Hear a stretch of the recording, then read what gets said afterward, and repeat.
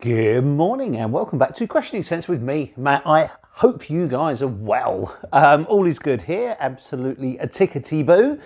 And I thought it's a long time since we've done a list video, so we're looking at fragrances that I'm going to be wearing in the summer. Now, I'm a very lucky boy actually, because I'm having 2 summers this year.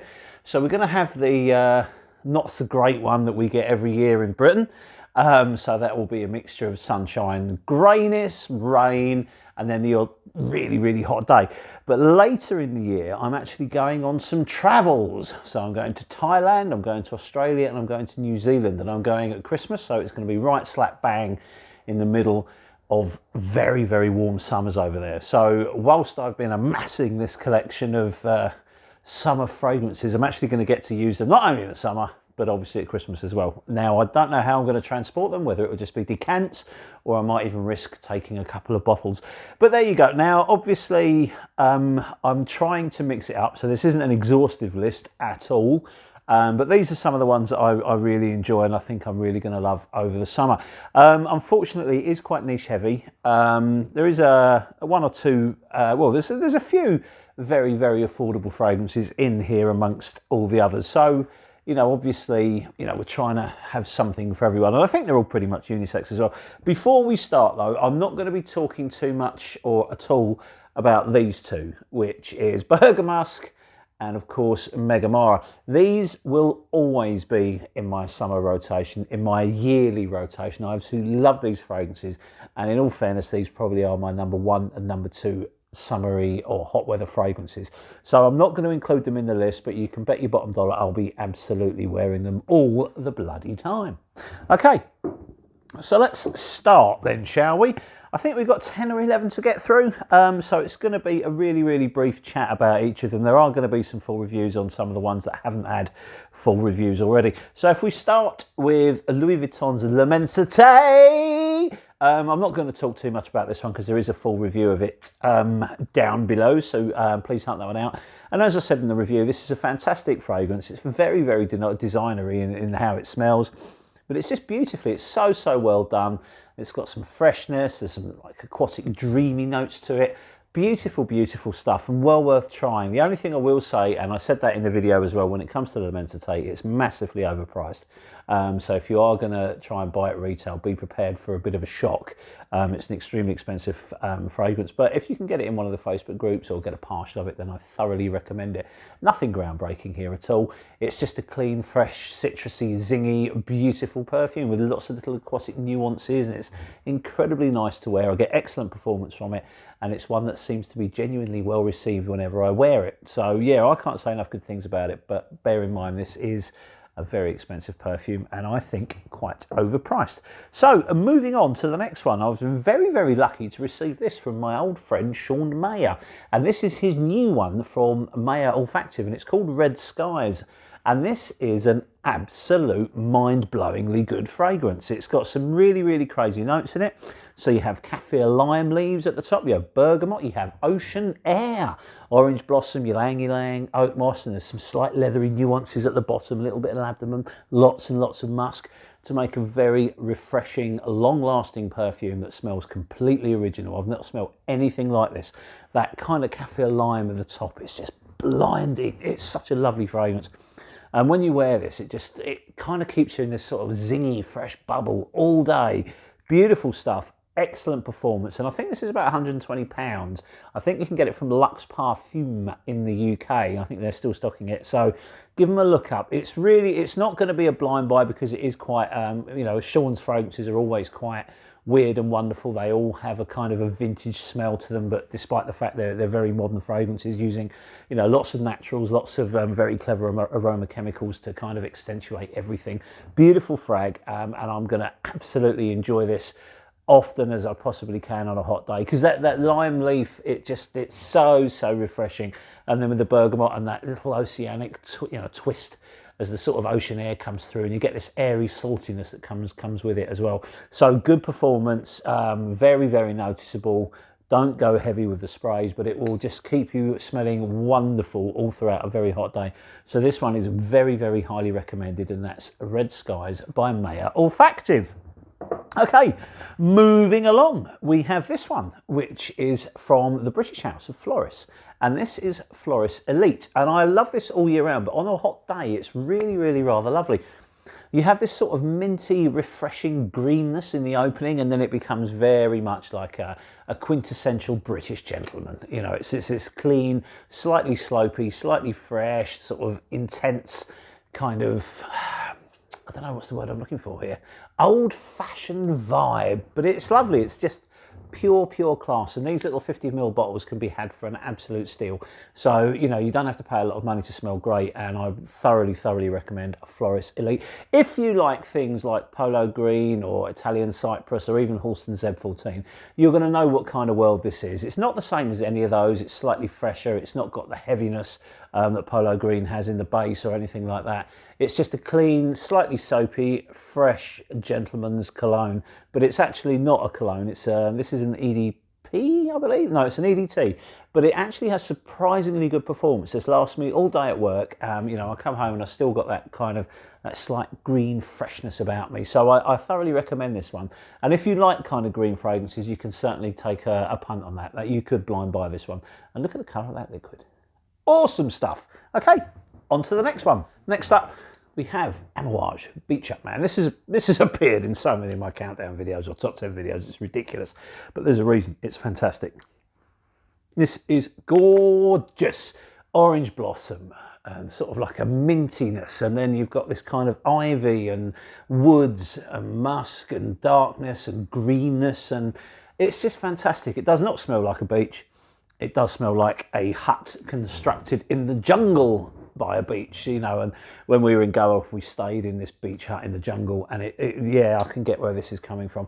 Beautiful fragrance, absolutely blistering performance. This is such a long-lasting fragrance with amazing projection, a huge sillage, and it just does not quit. It really is super potent, and it is expensive. But this is so worth it because a little goes a very long way, and you can pick up some Amouage fragrances from discounters now. So, you know, keep an eye, if you're in the UK, keep an eye on Old Beauty and keep an eye on Notino, because sometimes they come up really cheap. I think when I originally got this a long time ago, this cost £120 from Notino. And I've seen it pop up on regular, you know, sort of fairly regular intervals. It will come up at a very low cost. So please keep your eyes open for it. It's not a typical Amouage. In fact, if anything, it's kind of more of a barbershop-esque style fragrance. So it's not like a big hitting Middle East perfume, but it is stunning and it lasts so well. It's beautiful to wear on a hot day. Gives you a real kind of clean, classy feel. So highly recommended. Okay. Next up, we have another one from Essential Parfums. Now, obviously, Bois Imperial was a bit of a superstar hit for Quentin Bisch and for Essential Parfums, but this is the new one, and this is great. There will be a full review of it coming soon, and it's by Natalie Lawson, and this is called Fig Infusion, and that's kind of what it is. It's a very green, figgy fragrance. Good performance. It's not a beast. It doesn't last as long as, say, Bois Imperial, but it's no slouch, and it's really good. There's a greenness to it. There's a very natural smelling fig. It doesn't get overly too sweet. It doesn't get too creamy, although there is some creaminess in it. There is a certain level of sweetness, but this is almost about sort of exploring the green side of the fig. I often find fig a little coconutty, and this one is no exception. There's almost like a coconut vibe to it. I think I'm the only one that actually finds that, but you know, it's good. And obviously this is about, I don't know, £65 for 100ml. There is no better house out there than Essential Parfums to offer you value for money. You buy that straight from the house, I think it's £68, and you get 2 samples of your choice. So highly recommended, and they'll deliver it to you within sort of 5 to 7 days, which is how long this took. So if you like figs and you like a summery figgy fragrance, you will not do better than that when it comes to performance versus cost. Highly recommended, beautiful perfume. There will be a full review of it coming soon, so keep your eyes peeled for that one. Okay, next up we have from Nasamato, Silver Musk. Now, Alessandro Gualtieri is my favourite perfumer, and what he does best is musks, so this is it. But this is a clean, fresh, musky fragrance. There's nothing dirty hidden in here. There's no animalics, there's no skank.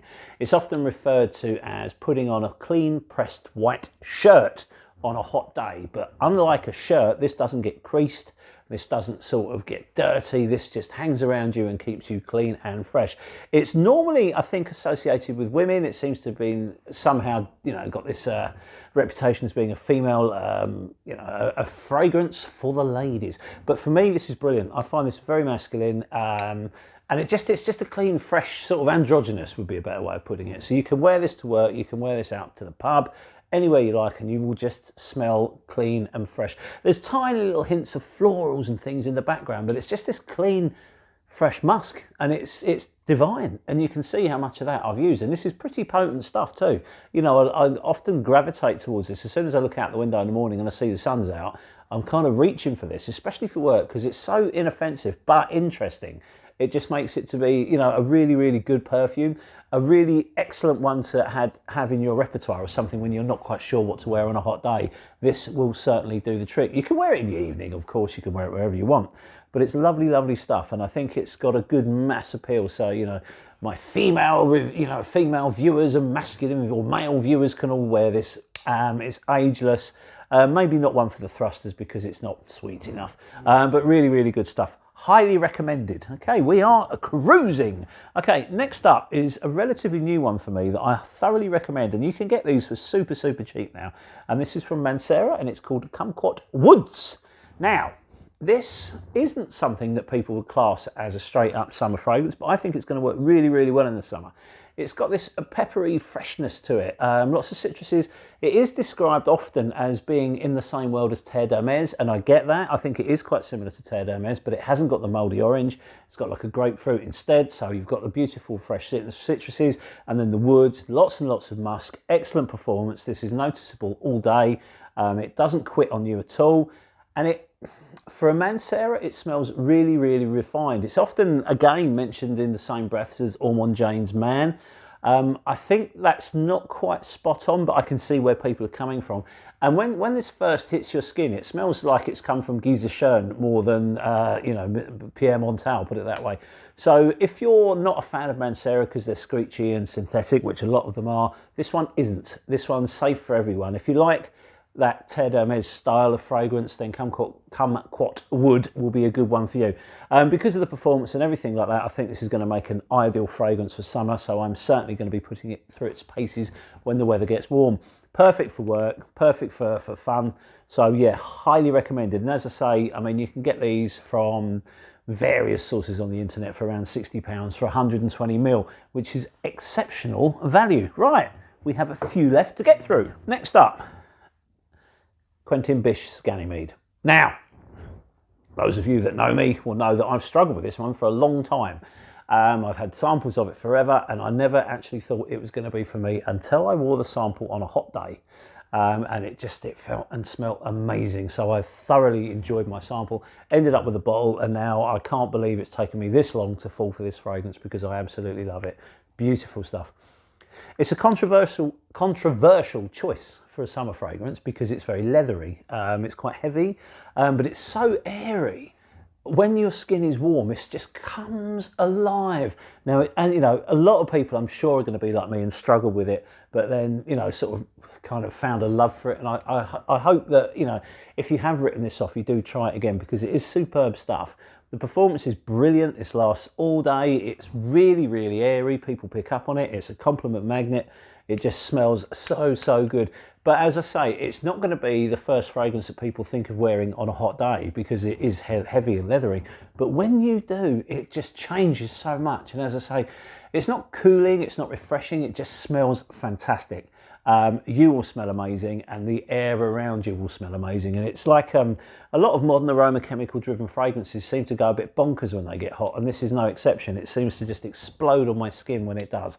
So please sample it if you haven't tried it. I mean, it's won countless awards for a good reason because it's a cracking perfume, and Quentin Bish is really making some rather amazing fragrances. In fact, he has another one in this list, which we will get to shortly. So there we go, Ganymede. Okay, next up we have, from the nose of Cécile Zeroukian, we have Aqua Sixties from Jules Mad. This is fantastic. This is just a Beautiful, beautiful fragrance. It's almost an aquatic, but it's like a fresh aquatic. It's not a million miles away from the Lamentation, how the perfume's structured. You have grapefruit, you have bergamot, you've got mandarin, and then you've got this watery tea. Then you have some mimosa. Again, you have the aquatic sea notes that kind of come through. Pine tree needles, musk, oak moss, and various woods in the base. Beautiful stuff. The opening is just amazing. I wore this the other day when I popped in to see Tom at Ouch 110. I popped in to see him at work, and the first thing he said, "Oh, what are you wearing?" And it was this, and this punchy, fruity, fresh blast of an opening is amazing. It does drop off relatively quickly, and then it becomes quite, it's more of an aquatic at that point, but the freshness in the beginning is phenomenal. It's one of the nicest openings I've smelt on a perfume. Very long lasting, but very polite. So it starts off beast mode, and then it drops off quite quickly, and then it just sits around you for the, you know, for a very long time. So performance is excellent. It's really refreshing, really bright, and for a niche fragrance of this quality, I think, you know, this bottle's a 70ml. I think you can get it for around £120. So not a cheapie, but in the world of niche, you know, exciting niche fragrances, not overly expensive either. So well worth looking at, and that is Aqua 60s from Jules Mad. Highly recommended. Okay, down to the last two. So now we'll have a look at Sweden by Swedoff. This is, do you know what this is? I've had this for quite a while, but I've not really talked about it because it's taken me a long time to get my head around it. It's got a really sweet, well, it's a very sweet fragrance actually. So it's going to be a little bit too sweet for some, and I thought in the beginning it was too sweet for me, but because of this, there's like fruits and woods, and then there's a note, I think it's called alder, which is a Swedish wood, which they use. It gives it kind of like it sort of tempers the sweetness. You've got raspberry in here as well, you've got musks, you've got woods, so it is, you know, I've said this quite a few times already, but it is a very sweet fragrance, but it's quite airy, and it smells lovely. Once you're over the shock of the initial sweetness, you're kind of thinking, oh, I'm not going to be able to wear this. But the woods kind of catch up with the sweet opening and kind of gives it some kind of balance. So everything is well tempered. The blending is phenomenal. It's a really, really good fragrance, Sweden. I'm sure we're going to see a lot more of this one. It is, unfortunately, one of the most expensive from the house. I think this 100ml bottle is £180, so it's not a cheap one at all, but it's a really, really good fragrance. And I think because of that sweetness, when you're out on a hot day, it's just going to be fantastic. I'm really, really looking forward to wearing this on a really scorching day. I've worn it sort of quite a few times to work, and it generally, it's one of these fragrances that everybody seems to like. On me, you always get questioned about it because it's kind of airy and sweet. It just smells nice. As I say, I did think for a long time this was going to be a little too sweet for me, but over time I've come to really, really appreciate this one. So well worth sampling. And then our final one, which is another slightly interesting choice for the summer, and this is from a French house called Le Liquid Imaginaire, and this is called Desert Suave, also by Quentin Bish. Now, a desert fragrance, you would think, is generally kind of quite a heavy fragrance and one to wear in the winter, but not so with this one. Just a quick word on the presentation. I mean, look at that bottle. That is amazing. Beautiful stuff. Not a cheapie, I'm afraid. This is, I think it's £160 for this bottle, which I think is 90ml. It might be 100ml, but you can get it in Javoy, and obviously Javoy do samples, so you can get to sample it. But this is a beautiful fragrance. There's notes of dates, orange blossom, cardamom, cedar, mandarin, and there's some rose. So you're thinking, how does this work in the summer? Well, first and foremost, I'm just going to give it a little spray now. Here we go. The florals really lift this perfume. So when you've got this sweet, airy, really, really floral. There's no tuberose listed in this, but the opening kind of reminds me of like a jasmine tuberose. I think it's just the orange blossom, but the way the orange blossom sticks together with the cardamom, you've got this really beautiful, spicy floralness. There's heat and there's warmth in the background, but it smells fantastic. And as things start to develop, the dates really become prominent. And then you've got that kind of sweet stickiness from the dates, but there's a wood, sort of that cedar underneath that gives it a clean woody base with a little bit of orange. It just makes it uplifting. There is rose mentioned. I don't really pick up on rose. It's more to me of a white floral, but it smells absolutely fantastic. It's so deep, it's so interesting, there's so many twists and turns. And on a hot day, this is gonna be divine. I mean, I love it all year round. I really, really enjoy this one. It's a very, so unique fragrance. It's not like, you know, L'air de Desert or Evody's, the Evody one I've got, the Noir d'Orient or anything like that. But it does capture this desert. It's more like the floral oasis within a desert. So it's refreshing as well as dusty and hot, but uplifting. And oh, it's just fantastic.